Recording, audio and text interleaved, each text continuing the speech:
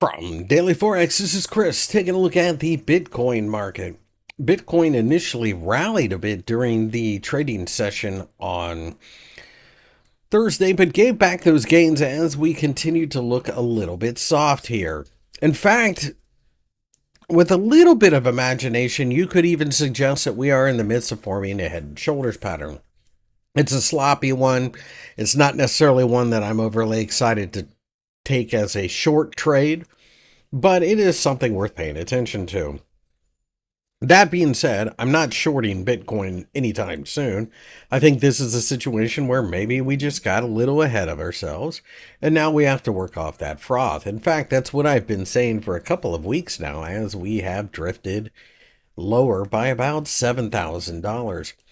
The 50-day EMA sits just above the $100,000 level and is rising, and should, at least in theory, offer a little bit of support.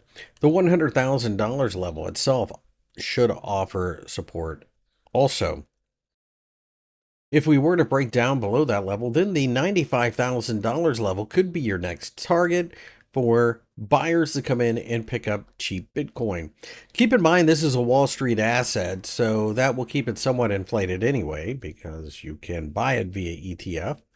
And despite the lack of adoption in places like the United States, the reality is this is Wall Street's new favorite toy.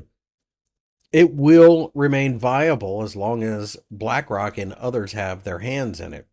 So I've pretty much given up the idea of trying to short Bitcoin. I think it's a really reckless thing to do in this environment, despite any personal opinion on it. I just trade the charts as I see them, and what I see here is a market that gained 40% in about a month and is giving some of it back. There's absolutely nothing in this that's abnormal. If I had bought Bitcoin 3.5, 4 weeks ago near $80,000, I wouldn't be worried about this in the slightest. And in fact, might be looking for a drop and then a slight bounce to add to my position. This is definitely a one-way trade. You just have to be patient.